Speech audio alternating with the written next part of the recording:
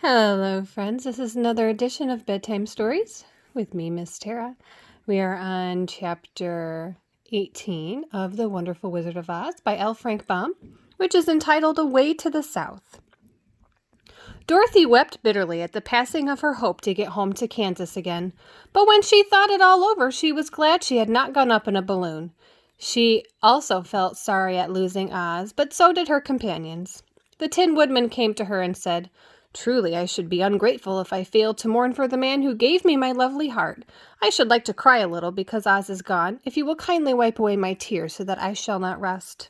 "With pleasure," she said, and brought a towel at once. Then the Tin Woodman wept for several minutes as she watched the tears carefully and wiped them away with the towel. When she had finished, he thanked her kindly and oiled himself thoroughly with his jeweled oil can to guard against mishap. The Scarecrow was now the ruler of the Emerald City, and although he was not a wizard, the people were proud of him. For they said there is not another city in all the world that is ruled by a stuffed man. And so far as they knew, they were quite right. The morning after the balloon had gone up with Oz, the four travelers met in the throne room and talked matters over. The Scarecrow sat in the big throne while the others stood respectfully before him. "We are not so unlucky," said the new ruler, "for this palace in the Emerald City belonged to us, and we can do just as we please. When I remember that a short time ago I was up on a farmer's pole in a cornfield, and I am now the ruler of this beautiful city, I am quite satisfied with my lot." "I also," said the Tin Woodman, "am pleased with my new heart, and really, that was the only thing I wished in all the world. For my part, I am content in knowing that I am as brave as any beast that has ever lived, if not braver," said the Lion modestly. "If Dorothy would only be contented to live in the Emerald City," continued the Scarecrow, "we might all be happy together." "But I don't want to live here," cried Dorothy. "I want to go to Kansas and live with Aunt Em and Uncle Henry." "Well, then, what can be done?" inquired the Woodman. The Scarecrow decided to think, and he thought so hard that the pins and needles began to stick out of his brains. Finally, he said, "Why not call the winged monkeys and ask them to carry you over the desert?" "I never thought of that," said Dorothy joyfully. "It's just the thing. I'll go at once for the golden cap." When she brought it into the throne room, she spoke the magic words, and soon a band of winged monkeys flew in through an open window and stood beside her. "This is the second time you have called us," said the Monkey King, bowing before the little girl. "What do you wish?" "I want you to fly me to Kansas," said Dorothy. But the Monkey King shook his head. "That cannot be done. We belong in this country alone and cannot leave it. There has never been a winged monkey in Kansas yet, and I suppose there never will be, for they don't belong there. We shall be glad to serve you in any way in our power, but cannot cross the desert. Goodbye." With another bow, the Monkey King spread his wings and flew away through the window and followed all by his band. Dorothy was almost ready to cry with disappointment. "I have wasted the charm of the golden cap to no purpose," she said, "for the winged monkeys cannot help me." "It is certainly too bad," said the tender-hearted Woodman. The Scarecrow was thinking again, and his head bulged out so horribly that Dorothy feared it would burst.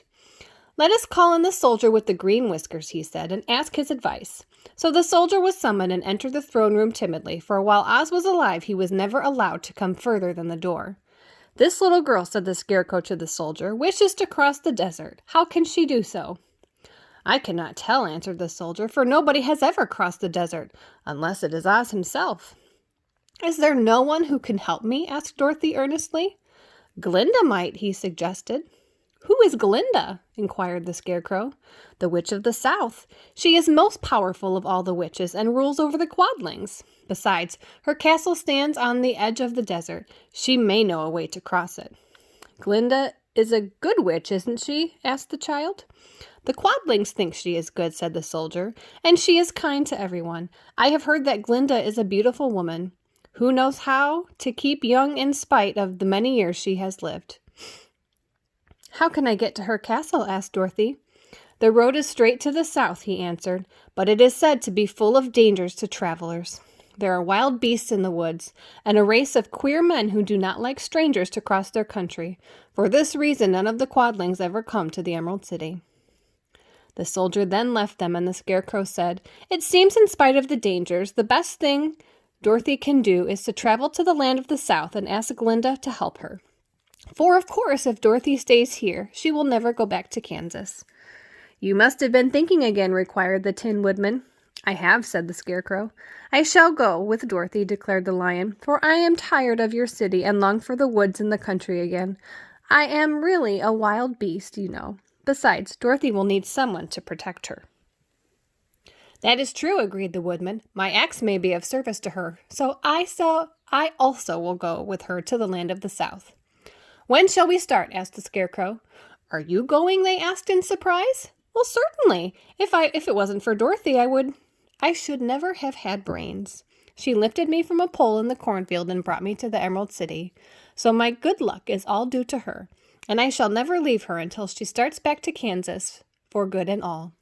Thank you, said Dorothy gratefully. You are all very kind to me, but I should like to start as soon as possible. We shall go tomorrow morning, returned the Scarecrow. So now let us all get ready, for it will be a long journey.